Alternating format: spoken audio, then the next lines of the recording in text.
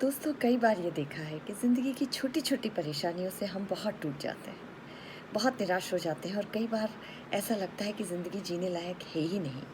और इसी संदर्भ में, इसी दौरान आप लोग कुछ ऐसे लोगों से मिलते हैं, तब आपको लगता है नहीं, ज़िंदगी बहुत खूबसूरत है। आज ऐसे ही एक व्यक्ति के बारे में मैं यहाँ चर्चा करना चाहूँगी जिसने मुझे बहुत इम्प्रेस किया। और मुझे लगता है कि उनकी ज़िंदगी से कुछ सीख हमें भी लेना चाहिए और कुछ हमारी ज़िंदगी में अपनाना चाहिए। करीब 2 साल पहले की है। मैं देहरादून किसी काम से मुझे रहना पड़ा था। वहाँ पे जिस घर में मैं रह रही थी, वहाँ एक लेडी का था, एक 75 इयर्स ओल्ड लेडी का था। जब मैंने उनको जाके देखा, बहुत बड़ा घर था, उसने काफ़ी कमरे थे, जिसको वो गेस्ट रूम के हिसाब से वो देती थी, अच्छे लोगों को देती थी ताकि उनकी कंपनी भी बनी रहे। एंड बहुत प्रोफेशनल थी।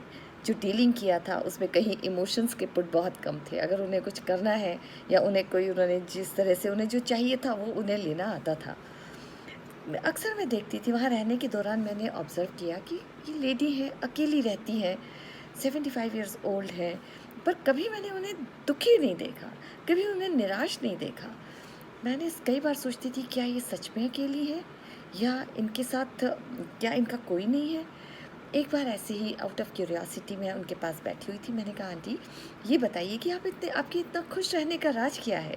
अक्सर मैं देखती हूँ कि हर संडे को आप कहीं बाहर जाती हैं, तो कोई रिलेटिव्स के यहाँ जाती हैं या क्या क्या बात है?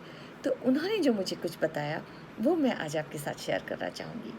उन्होंने कहा, देखो दीप्ति, खुशी और नाखुश रहना, खुश रहना और खुश नहीं रहना, ये हमारे हाथ में। बहुत जल्दी मेरे हस्बैंड की डेथ हो गई, बच्चे छोटे थे और पर हस्बैंड के रहते हुए मैं एक बहुत मजबूत थी, क्योंकि मेरे हस्बैंड आर्मी में थे और आर्मी बैकग्राउंड होने की वजह से एक मेंटली बहुत स्ट्रॉन्ग पर्सनैलिटी थी वो, और उनकी स्ट्रेंथ शायद मुझ में भी आई थी।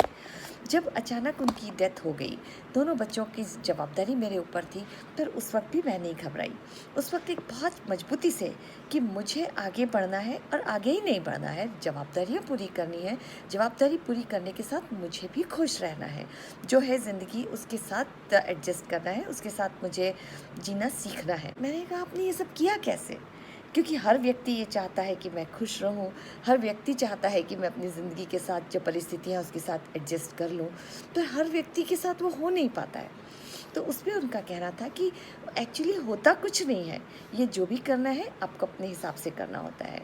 तो बोलते हैं कि जब मैंने देखा कि मैं ज़िंदगी में अकेली रह गई हूँ, बच्चे हैं, बच्चों की, मेरा एक बेटा है जो कि अमेरिका में है, एक बेटी है जो बॉम्बे में है, दोनों शादीशुदा हैं।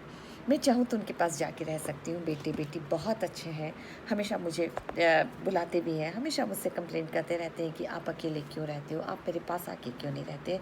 मैं जाती हूँ उनके पास, जाती हूँ, उनके साथ रहती भी हूँ, फिर वापस अपने घर आ जाती हूँ। क्योंकि मुझे लगता है कि मैं कितने दिन तक अपने बच्चों के साथ, बच्चों के ऊपर जीऊँगी, जब तक मुझे, कम से कम जब तक मैं मेरे हाथ पैर चलते हैं, जब तक कि मैं कर सकती हूँ, मैं अपनी ज़िंदगी के साथ जीना चाहूँगी, इसी किस को एक खुशहाल ज़िंदगी बनाना चाहूँगी। उन्होंने बताया कि दीप्ति, मेरे 5 फ्रेंड्स हैं, जिसमें से 3 तो आर्मी बैकग्राउंड की हैं और 2 देहरादून लोकल है। तीनों फ्रेंड्स, कुछ ऐसी फ्रेंड्स हैं जो देहरादून के बाहर भी रहती हैं। हम लोगों ने, पाँचों ने ये डिसाइड किया कि हम लोगों को मोबाइल होना है। बहुत पहले हमने डिसाइड करा था कि हमें इंडिपेंडेंट होना है, और इंडिपेंडेंट होने के लिए सबसे पहले हमें व्हीकल चलाना आना चाहिए। हम चारों ने गाड़ी चलाना सीखा। मुझे तो गाड़ी चलाना आता था क्योंकि हस्बैंड का बैकग्राउंड ये था, तो कई बार मुझे वो जब यहाँ नहीं रहते थे तो अपना सारा काम खुद करना होता था, बच्चों को संभालना होता था। लेकिन कुछ फ्रेंड्स थी जो कि ड्राइवर के भरोसे रहती थी। पहला काम उन्होंने ये किया कि खुद ड्राइव करना सीखा। ड्राइव करने के बाद जितने सोशल मीडिया हैं, जो वो फेसबुक पे थी, वो इंस्टाग्राम पे थी, स्काइप चलाना जानती थी। मुझे लगा कि 75 इयर्स की एज में जब हम ये सोचते कि अब मुझे क्या करना है, अब तो मुझे सब कुछ आता है, ये नया चीज़ है जो मुझे क्या करना है सीख के, शायद मैं सीख नहीं पाऊँगी। वो सारी बहुत अच्छे से उन्हें ऑपरेट करती थी, ऑपरेट ही नहीं करती थी, उनसे कनेक्टेड रहती थी। उन्हें पता रहता था कि सब क्या चीज़ें हैं। एवरी सैटरडे संडे में देखती थी कि चारों फ्रेंड्स या तो आंटी के यहाँ आती थी, या फिर वो कहीं डिसाइड करके कहीं रेस्टोरेंट में जाते थे, कहीं आराम से किसी गार्डन में अच्छी जगह जाके बहुत अच्छा टाइम स्पेंड करते थे। और घर भी आते थे। सबसे मज़े की बात तो ये है कि अगर आज भी हमारे घर में अगर कोई आता है 2 जने, तो हम पूरा घर आसमान पे उठा लेते हैं। हमें लगता है कि सर्वेंट्स के बिना काम नहीं होगा, या सर्वेंट्स नहीं है तो हम इन लोगों को मैनेज कैसे करेंगे। पर सबसे बड़ी बात है कि उनका जो सर्वेंट था जो खाना बनाता था, वो मेरे पास भेज देती कि जाओ, क्योंकि दीप्ति से के यहाँ पे खाना बना के आओ। और जब भी आती वो नीचे चारों पाँचों मिल के खाना बनाती। अब बहुत अच्छे से खाना बना के आराम से सब लोग खाते, हंसी मजाक करते, जोक्स क्रैक करते रहते, और 2-4 घंटे के बाद चली जाती। मैंने पूछा, आंटी आप ये क्या करते हो? जब गेस्ट आते हैं तभी आप सर्वेंट्स को मेरे पास क्यों भेज देते हो खाना बनाने के लिए? आप कैसे मैनेज करते हो? बोले, दीप्ति खाना बनाना, कुकिंग मेरा पैशन है, और मैंने कुकिंग की वो सारी ट्रिक्स सीखी हैं ज़िंदगी भर, जिससे कि मैं बहुत जल्दी खाना बना सकती हूँ। और ऐसे ही मेरी फ्रेंड्स हैं, हम लोग मिल के सब बनाते हैं, बहुत छोटा छोटा बनाते हैं, जितना हेल्दी फूड होता है बनाते हैं। तो वो भी एक हमारी हॉबी है, वो भी एक हमारा टाइम पास है। हम शेयर करते हैं कि कौन सी नई रेसिपी आपने बनाई है, कौन सी नई रेसिपी है जो कि हम सीख सकते हैं। इस तरह से हम आपस में शेयर करते हैं, उसको एक साथ मिल के खाते हैं, एक साथ मिल के घूमने जाते हैं। न्यू ईयर्स पे हम लोगों ने, जो बाहर की फ्रेंड सर्कल है हमारा, कोई मद्रास रहता था, कोई चेन्नई रहता है, कोई बॉम्बे रहता था, कोई बेंगलोर रहता था, हम लोग पाँचों डिसाइड करके, प्लेन का टिकट हमारा ऑलरेडी बुक रहता था कि इसके साथ जाते हैं, और इस तरह से हम अपनी ज़िंदगी को बहुत खुशहाल तरीके से जीते हैं।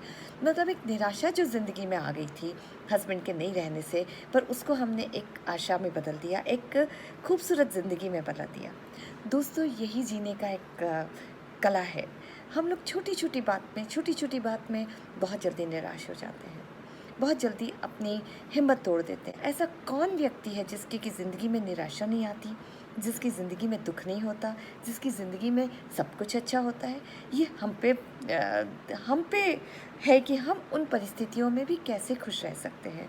हमारे पास सब कुछ है तो भी रह सकते हैं खुश, और कुछ नहीं है तो हम उन्हें पाने की कोशिश कर सकते हैं। पर दिन भर ये कहना कि मेरे पास ये हो गया, मेरे साथ ये हादसा हो गया, शायद ये ज़िंदगी में हमें बहुत निराशा की और ढकेल देता है। इसी वापस मैं आंटी पे आती हूँ। आंटी की ड्रेसिंग सेंस ये था कि वो जीन्स पहनती थी और ऊपर शर्ट पहनती थी, कुर्ता लंबा पहनती थी। मैंने कहा, आंटी आप 75 ईयर्स के हैं, मैंने बहुत कम लेडीज़ देखी जो इस तरह की ड्रेसिंग करती हैं। तो वो बोलती, तुम्हें पता है कि मैं ये ड्रेसिंग क्यों करती हूँ? ताकि कोई ये ना समझे कि ये लेडी बुढ़ी हो गई है, इसको ड्रेसिंग सेंस नहीं है। मैं आज भी कहती हूँ कि मैं बहुत मजबूत हूँ, और अपने घर को, अपने सर्वेंट्स को बहुत स्ट्रांगली टैकल कर सकती हूँ। क्या पॉजिटिव एटीट्यूड था ज़िंदगी के बारे में। मतलब निराशा तो कहीं उस लेडी के मन में आती नहीं थी। इतना ही नहीं, कलकत्ता में एक ऐसी संस्था खोली हुई है जहाँ पे मैंने 200 लेडीज़ को काम दिया हुआ है, 200 महिलाओं को काम दिया हुआ है, जिस पे कि मैं बुटीक चलाती हूँ, जो सारा हैंडक्राफ्ट करती हैं, कशीदाकारी वगैरह। ठीक है आंटी, आप कहते हो कि आप बहुत सक्षम हो, आपके हस्बैंड बहुत कुछ छोड़ के गए हैं अंकल, बेटे बहुत आपका ध्यान रखते हैं, फिर आप इस उम्र में ये बुटीक क्यों चलाती हैं? और इतना टेंशन, क्योंकि जो भी आता था उसको अपना जो छोटा सा बुटीक उन्होंने बना रखा था, उनको हमेशा दिखाने ले जाती थी, कोशिश करती थी कि उनसे कुछ बिके। तो बोलती है कि दीप्ति, ज़िंदगी में सब कुछ अपने लिए नहीं किया जाता है, ये 200 महिलाएं हैं, ये मेरा परिवार है, मेरे बच्चों को मैंने सक्षम बना दिया। लेकिन अगर कलकत्ता तुम जाके देखो, जहाँ मैंने ये छोटा सा NGO चला रखा है, जहाँ पे एक हथकरघा कारीगरी करती हैं, जितनी साड़ीज़ हैं, जितनी ये दुपट्टे तुम देख रहे हो, या जितनी जो ड्रेस मटेरियल्स है, ये सारी हाथों से बना हुआ है। और इनको जब मैं ये सेल करती हूँ तो ये पैसा मैं उस NGO को देती हूँ, जिस पे उनकी जीविका चलती है। वाह, क्या तरीका है जीने का। ज़िंदगी हो तो ऐसी कि खुद के लिए तो जिए, लेकिन इस उम्र में भी वो हमेशा दूसरों का सोचती है, हमेशा खुश रहती है, और इंस्पायर करती है दूसरों को कि खुश कैसे रहा जाए। दोस्तों, तो आज से हम एक प्लेज लेते हैं, एक प्रण करते हैं कि किसी भी परिस्थिति में हम दुखी नहीं होंगे, निराश नहीं होंगे।